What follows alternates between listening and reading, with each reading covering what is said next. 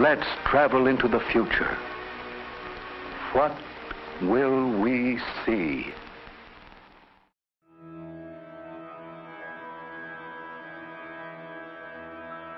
I could sit there all day. You could sit there for a month and postulate at what the effects of the world switching over to thorium energy would have been.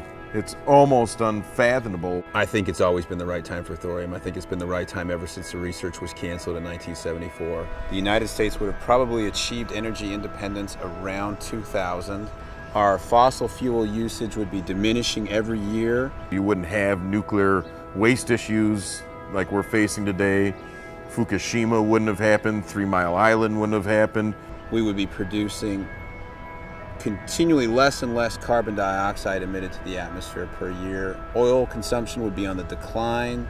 Environmental quality would be on the rise. We would be in a very different situation now, and it could have happened.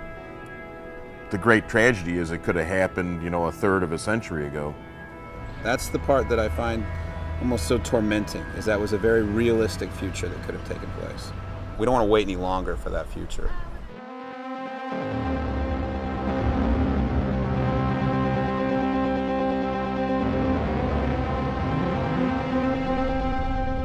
In the 1950s, the scientists who created the atomic bomb offered a promise. By splitting the atom, we could have a limitless supply of electricity that could end pollution and bring peace to the world forever. But after the disaster in Japan, that dream has never looked more like a nightmare. I think it's going to be a tough road for nuclear power, given the events in Fukushima. Let's face it, this is the first time we've ever seen a nuclear power plant literally explode. Today, as the world grows increasingly desperate for clean energy, a new breed of engineers and energy geeks says we need nuclear power, now more than ever. 50 years ago, a forgotten government experiment seemed to prove another kind of nuclear energy could nearly eliminate the risks of meltdowns, waste, and weapons. Now, in other news, an obscure metal that could energize our world. It's called thorium. It's eco-friendly, and there's lots of it. The amount of thorium that it would take to provide all the power to run your entire life is about the size of a marble that big. The Chinese are investing millions in research into reactors powered by the element thorium, a metal proponents say as common as lead. It's like, dude, what have you been smoking? No one thing can do all that. It can't make energy and be clean and help with space travel. You do feel a little bit like, an evangelist when you're talking about this stuff. Did the United States abandon a brilliant idea in order to build bombs? If thorium is so great, why aren't we using it today? And amidst all the fear and stagnation, who are the people who believe once again that nuclear can save the world? The key is something that has been almost uniformly overlooked by policymakers: thorium. And of course, in this room we're hearing it, but we have to appreciate how little we hear about it outside of gatherings like this. We almost hear about it not at all. In March of 2000, I just graduated from Georgia Tech, and I went to Huntsville, Alabama, started working for NASA. And one of the first projects I worked on in my group was a nuclear-powered rocket. I didn't know a lot about nuclear, and I was working with a colleague down the hall from me. And then one day I was in his office and noticed the book on the shelf, Fluid Fuel Reactors. And I could tell it was an old book. I opened it up. It was published in 1958 by the Atomic Energy Commission.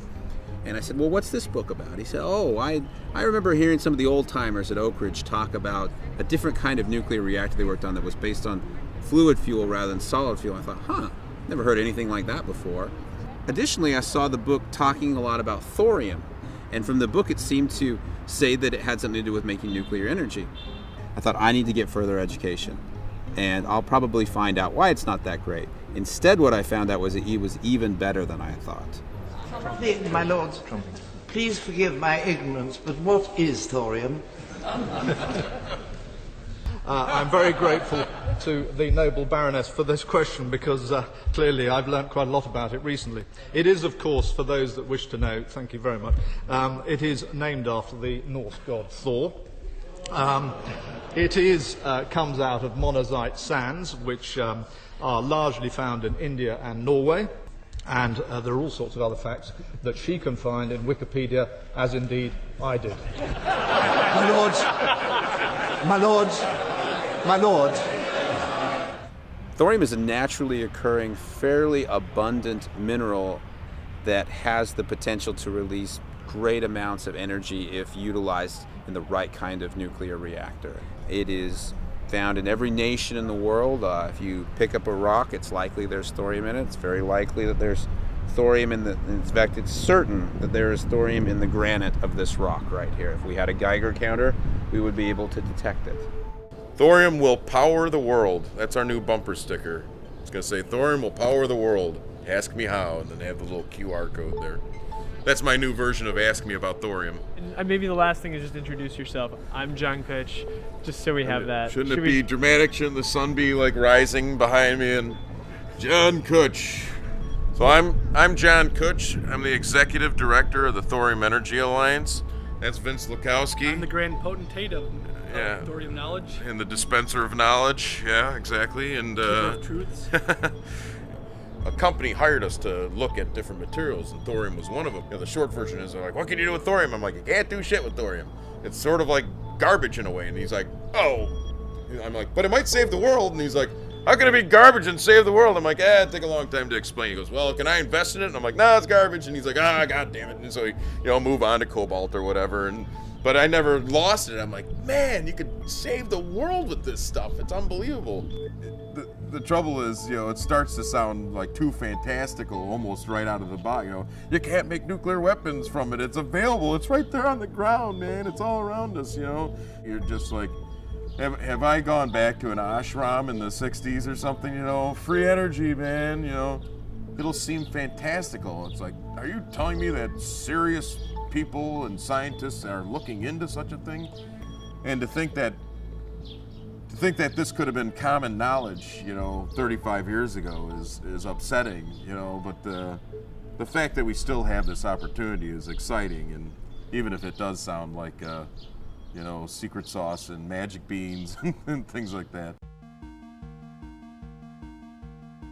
I'm Alexis Madrigal. I am a senior editor here at The Atlantic, and I wrote a book about the history of energy technology called Powering the Dream.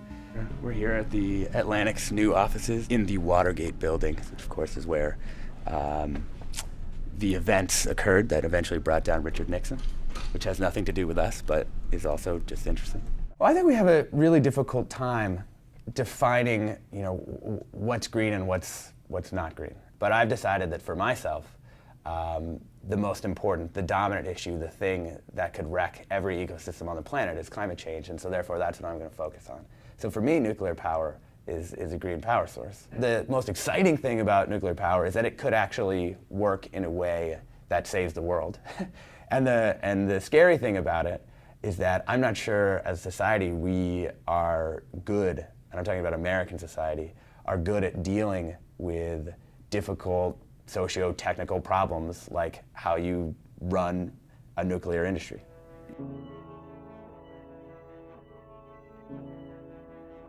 There's a guy named Alvin Weinberg who is really kind of a hero of mine, even though he was a big nuclear advocate, and I've written a lot about solar and wind. He wanted to try and deal with long-term energy issues in ways that were serious, and he wrote a lot about what he called the Faustian bargain of nuclear power, where essentially we're being given this infinite power source, but as a society we have to come up with ways of dealing with it, or it's going to destroy us.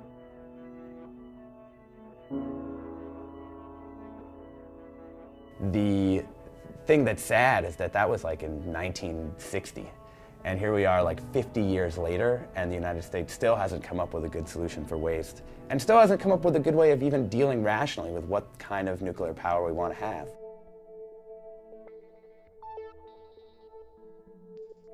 I basically asked the question everybody else asks, why aren't we doing this?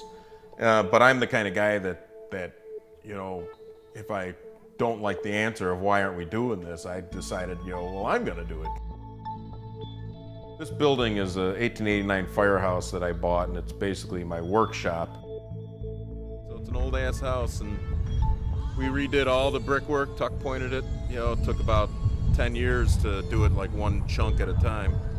What are kids inspired by today? You know, kids aren't inspired by the moonshot. They're inspired by, you know, Farmville on Facebook. Yeah. And it's kind of sad that, you know, the best and brightest minds don't work with these anymore. It's that sort of thing that I feel like, boy, if I can just bring a little bit of that back to the United States where, you know, people got paid for making things.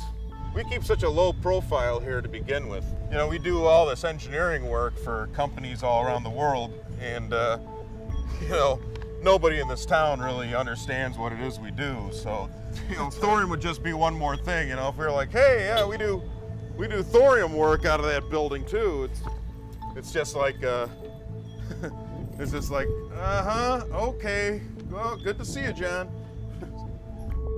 This will be a really simplified version of a molten salt reactor. A decade before he called nuclear power society's biggest Faustian bargain, Alvin Weinberg was one of the country's leading nuclear physicists. He invented the light water reactor, the world's most common kind today, the type used at Fukushima. But in the 1960s, as director of Oak Ridge National Laboratory, he began to pursue another idea, called the molten salt reactor. Instead of operating at high pressure with a solid fuel made of uranium, it worked at low pressure, using a liquid fuel that could be made of thorium. Thorium has many advantages. It can produce about 90 times as much energy as uranium and a fraction of the waste. And that waste isn't useful for making bombs. The reactor was considered walk-away safe because it relied on physics, not machines or humans, to keep the reaction under control. So far, the molten salt reactor experiment has operated successfully and has earned a reputation for reliability. I think that someday the world will have commercial power reactors of both the uranium-plutonium and the thorium-uranium fuel cycle types. I think when people see it, they understand it a lot better. So a light water reactor, you're constantly trying to keep it from going out of control. You're constantly trying to manage it with control rods and moving the fuel rods. Molten salt reactor is the opposite. You're constantly trying to keep it liquid. You're trying to keep it reactive. You're trying to keep it circulating. And if it ever stopped, it would just drain down into the drain tank or solidify in place or just stop reacting. So it's just a much better design overall. This thing can't explode. This thing is ready to explode. And you gotta have redundant systems. You gotta have a pump and a pump and a pump and a pump. You know, it's not walk-away safe. It's not self-controlled. You need, you know, computers and operators and controllers to constantly monitor this thing. Whereas this thing's completely self-regulated. If an earthquake and a 747 and a tidal wave hit it all at once and the chamber tipped over, what would happen? The fluid would flow into this hot cell, down this pool, and into this storage tank.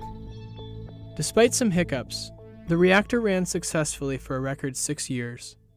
But Alvin Weinberg's concerns about the safety of light water reactors, which were then being built in the United States, had made him unpopular inside the Nixon administration.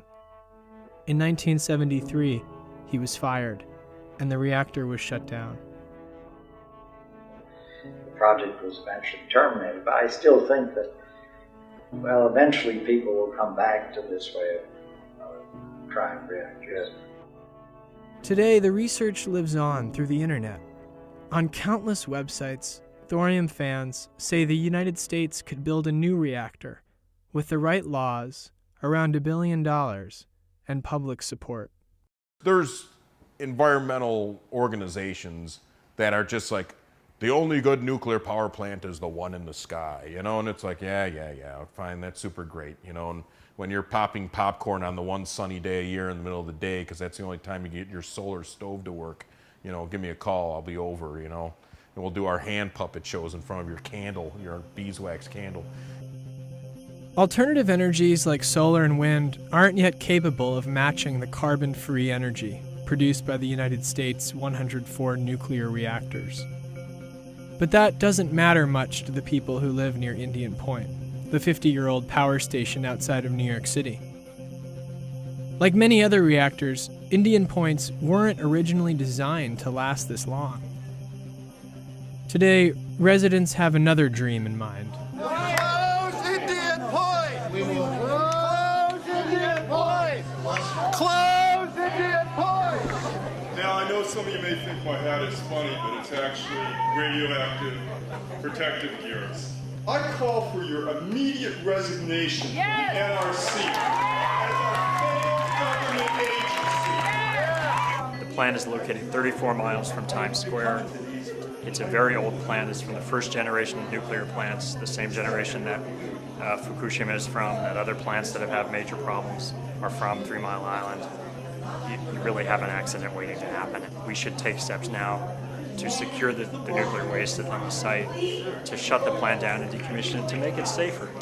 You know, newer design plants are potentially a better design, although some of them are actually worse designs than the current plants. The fact is, when you get down to it, you know, there's no way you can absolutely guarantee safety of a nuclear plant, I think. It's pretty obvious when you look at the past 200 years of human development that every new technology has spawned almost exponentially more new problems. And I'm here, if you can look down here, we're naked to nukes. We're all naked to nukes, and I can just give you the scream of the Fukushima's mothers.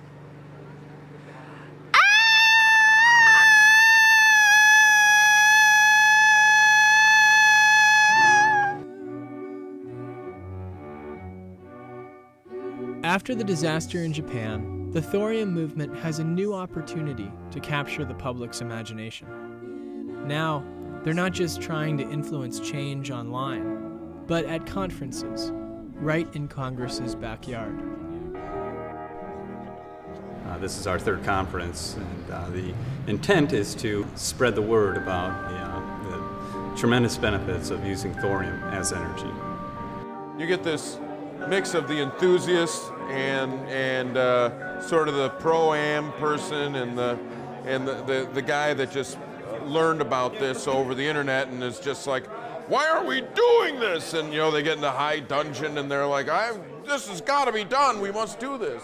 The problem with thorium is that it's too good to be true. Don't say it's too good to be true. The moon landing was too good to be true. This watch is too good to be true.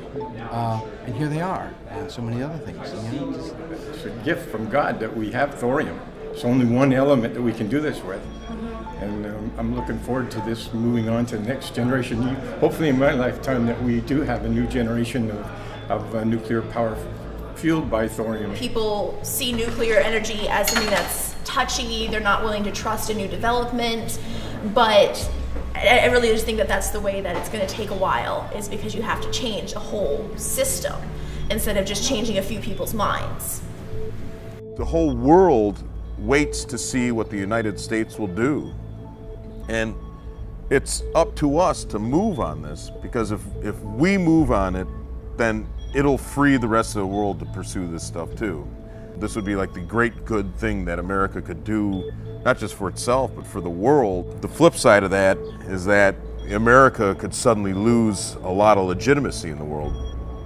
If too much time goes on, if too much time passes, other countries are going to say, this is too great of an opportunity, I'm willing to take the risk and go and pursue this on our own.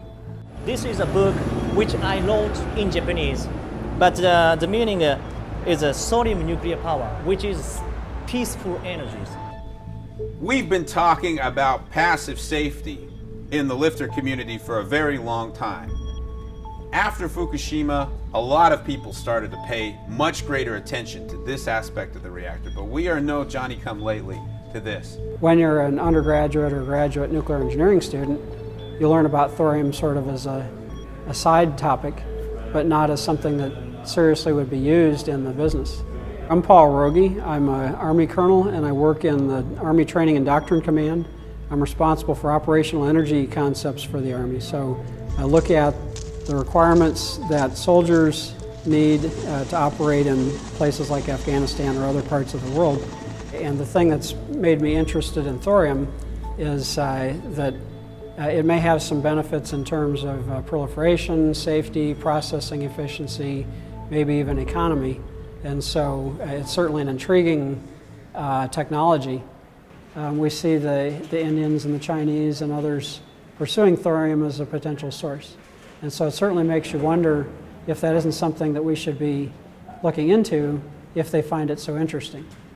Can you tell me what the role of thorium may be, and what the thinking is on thorium as a fuel, what the advantages are, what the disadvantages are, what the pros and cons are of thorium? While we are certainly interested in continuing to look at thorium as a possibility, and particularly a possibility for the future, the fact remains that we have an entire fuel cycle built up around uranium, and it would be a dramatic shift and a very costly shift to move on any sort of short time scale to thorium. How did we get locked into a technology as difficult and risky as the uranium light water reactor?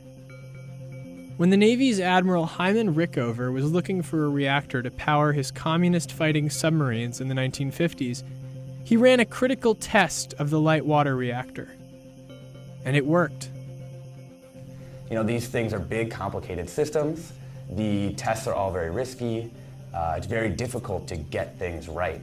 So once something starts working, everyone just says, well, that one worked, let's just keep doing that. Whether or not the design technically is the one that we would choose now. The military liked uranium because it could be turned into weapons easily. An industry, eager to keep costs low, wanted to stick with the technology it already knew. Other designs slowly vanished, and the light water reactor dominated. The other key actors in this whole drama are General Electric and Westinghouse. After the war, General Electric and Westinghouse wanted to retain the technological advantage that they had over other power plant builders. Those companies started to promote it heavily for the reason that they could make a lot more money on it and they had a lot fewer competitors. And so you had a constellation of actors who all wanted particular design, that is to say the one that was out there, the boiling water and reactor, to just go. They wanted these basic designs to just be the ones that we standardize on and then start making money from. Whether or not they were, in an ideal world, the one that we would want to use. In every other field of technology development, we're happy to see an improvement of technology. Nobody wants 1950s computers, nobody wants 1950s cars. Why are we satisfied with 1950s reactors?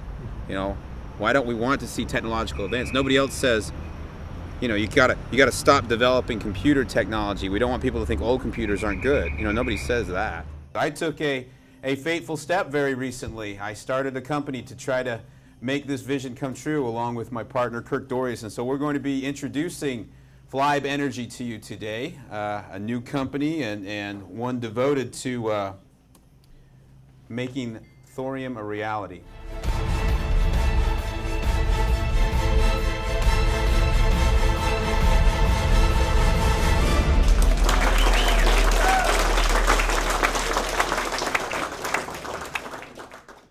These sort of small and modular nuclear reactors are just really exciting.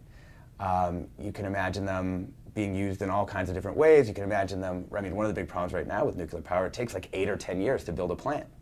So you can imagine them being deployed much faster, which we're going to need faster deployment if we really want to decarbonize our energy system. But I think the basic thing is we're only going to find out by trying it out. I mean, the reality of these like sort of complex engineered systems is that on paper they look one way and then when you put them into practice they look another. And we need to try them out. Those things aren't really getting a hearing, and I think that's something that you probably would hear most specifically from the thorium guys. It's like a small group, this like hardy band of people who've been able to get themselves a feature in Wired, but haven't been able to get themselves a real hearing at the levels where they need to in order to generate a real industry. We have to get some key legislative aids and legislation writers to convince the world that it's for real. The Thorium movement can't rely on promises of magic alone. We've heard those kinds of promises before, and the reality hasn't been pretty. But their crusade shows how progress is made, by failing and learning, by believing and asking big questions. For the Thorium guys, the question now isn't if, but when. And for the rest of society, the questions they ask of us are more complicated. How are we going to answer them? The final word, though, is that it's still, you're just looking over that hill and there's a lot of fog in that future, and, you know, maybe China will beat us, maybe something else happens. We were hoping for something that would really be a game changer, that would say, we're going to switch to small modular reactors, and we're going to put our support behind innovative reactor designs, and maybe even most of all, we're going to support research into thorium. Something like that would energize the world and, you know, bring us back in a place of preeminence.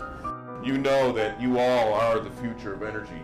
You're the future of energy, and the future is today and right now and for forever and ever. This is what you guys have seen it. I'm hoping that, number one, it doesn't take all that many people to change the world, and number two, through the internet and social media, we can find each other. You know, most people aren't like us. They aren't interested in these things, but that's okay. We don't need most people. We need some people. On three, say thorium. 1, 2, 3. Thorium! Hey! The conference well done. I think we're going to get a lot of good action out of this thing. We always do, don't we, Kirk? Absolutely. They keep getting better, every one. You did a good one. This is the best one yet. Yeah, it's pretty good. Right on. America has done tremendous things before. We have developed technologies. We've crossed a country with a railroad. We put a man on the moon. We can do this. This may be one of the greatest of all our accomplishments, is to unlock an energy source that can last for hundreds of thousands of years. And the time has come where we must do it. We are rapidly running out of alternatives. I know we can. I hope that we choose to.